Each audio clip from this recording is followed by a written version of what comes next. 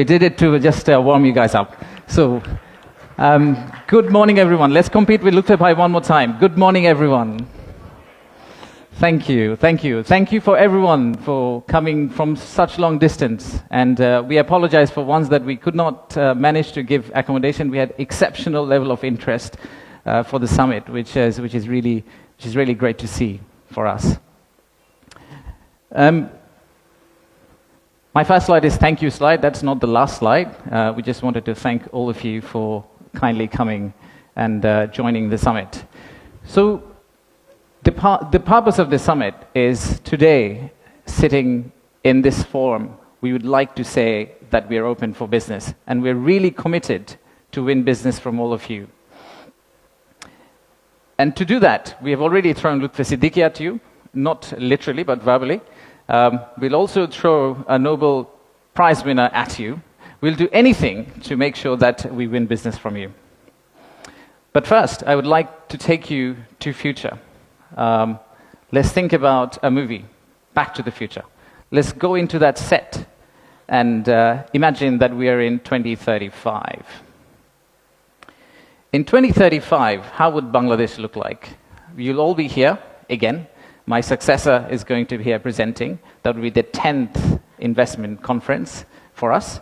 And in that conference, we will not be talking about a rising economy, but we'll be talking about a regional manufacturing powerhouse.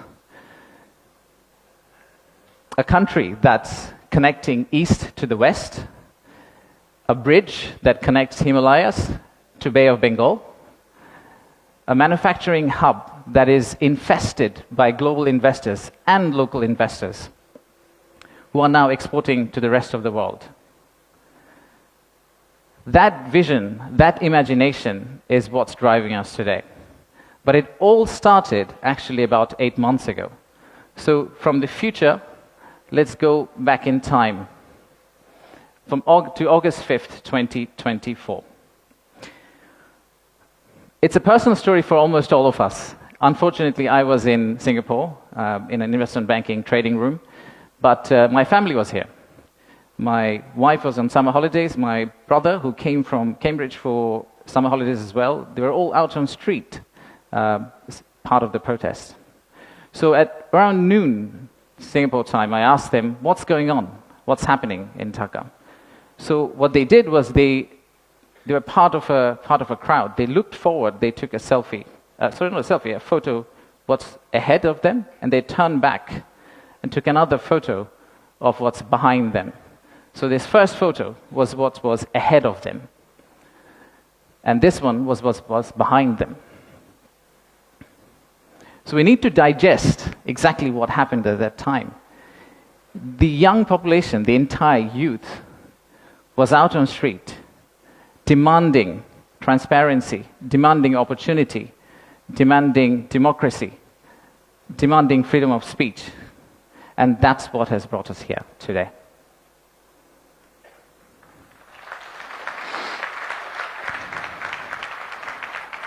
So today, the expectations are very high.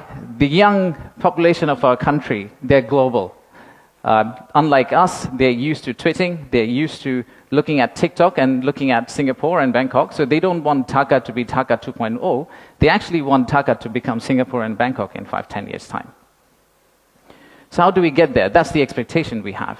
How do we get to Singapore and Bangkok within 5-10 years? How do we unlock the energy that we got during the August Revolution? How do we harness that energy and convert it into employment generation and industrialization?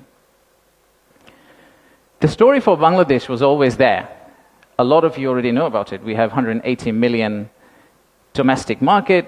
We have a young population. Almost half of it is less than 25 years old.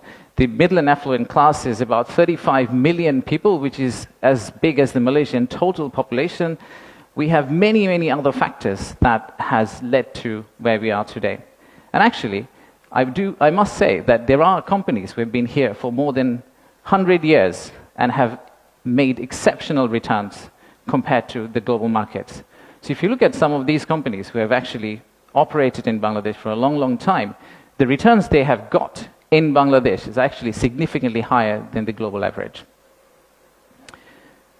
And today, we also have a fantastic news that one of our own startups called ShopUp, the news came out about an hour ago in Bloomberg that the Saudi sovereign PIF, their investment arm called Sanabil Investments, they have actually co-led a round of $110 million along with Peter Thiel's Valor Ventures to invest in one of our own startup to go global. So let's give a big round of applause to ShopUp.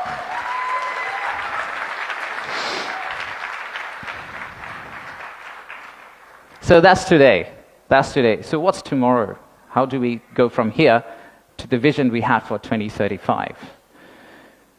So this $180 million story, or 180 million people story, is not enough.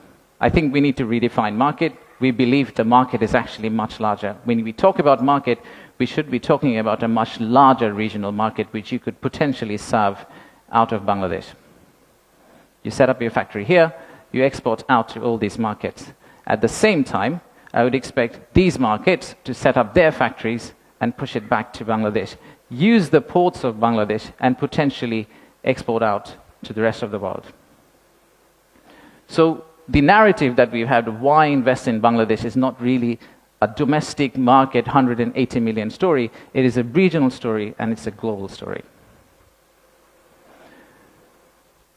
To further strengthen ourselves, we have decided to enhance our port capacity. In Chittagong area, what you see now, we are actually tripling that within the next few years, which is essentially allow this region to consider Bangladesh as one of the biggest logistical hubs. However, that's not all. We need to do a lot more. So at the beginning of interim government's period, we actually decided to talk to more than 200 CEOs and entrepreneurs who actually are doing business in Bangladesh today. And we wanted to understand how can we convert our critics into our ambassadors. They are the only ones who could potentially bring business for us. They are the only ones who, if they travel abroad and say Bangladesh is a great place for business, that's when we are likely to get more investment. So we divided all their complaints into two groups, or the solutions that came out of their complaints. The list of challenges are very long. It's from the earth to the moon and back. But we whittled it down to a few action items, some of which are short-term wins, so some of that you see here, some of which are actually long-term policy reforms that we would like to also undertake and set the direction of travel for the country in the right course so that the incoming government, the next government, the political parties who come and start driving this economy, they can follow the same script for us. I'll give you a few examples. Let's start with, we talked about a true one-stop service. There are two elements of one-stop service. The first one is the human element, and then there is a digital element. In the human element piece, what we have decided to do is we are going to co-locate the primary agencies, the high touchpoint agencies for our investors in one location. So that instead of the investors walking around different ministries, and we have a lot of them in Bangladesh, they all come to one office and they end up meeting everyone. We've also decided, like banks, and I am from banking, I guess that helped, that we are going to set up a relationship management team under BIDA. What it would essentially do is, just like a corporate banking, relationship banking manager, he would hold hand of the investor and walk them around the landing process. Let's take another example. Our friends in National Board of Revenue helped us set up the authorized economic operator. It's essentially the green channel, or widely known as the green channel setup, where if you're a good customer, you are able to circumvent some of the custom checks and fast-track your process through the ports. That has been picked up as one of the biggest challenges that we have, the time it takes to go from your factory all the way to your customer. And finally, let me show you one more example of policy change. So as you all know, there are many government agencies. We also know there's private sector. The dialogue between private sector and government agencies has not necessarily always been the most collegial. So how do we break that apart? The first thing we need to do is to club the government agency into one. We need to show one face. We need to be one outfit for our customers, our investors. And then create a bridge between our private sector and the government of Bangladesh. So what we are planning to do is to set up a private sector advisory council that will actually counsel the head of state directly on a regular basis, essentially voicing the changes that they would want to drive the economy forward. So these are some of the examples of what we are planning to do. And if we are able to do that, we do believe that we will get to the end, the vision we have for 2035.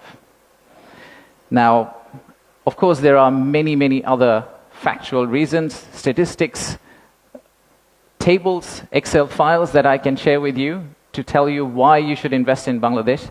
In fact, the next slide will have a QR code which you can scan and download, which will have essentially this presentation. So you didn't have to take the photos of the presentation, by the way. You will have this presentation, and you will also have an appendix of facts and figures and why we think competitively we're actually in a very better place than our competitors. So please watch out for the QR code. But before I go there, I would really like to finish off with this. There are economic reasons to invest in Bangladesh, but I really don't want you to invest in Bangladesh for the economic reasons. If you really think about investing in Bangladesh, think about investing in Bangladesh because of the transformational journey you're going to be part of. For the odd mixture of warmth and resilience our people have, and our century-old culture paired with the shared values that we have with you. So I rest my case here. Thank you very much for coming, and enjoy the rest of the day. Thank you all.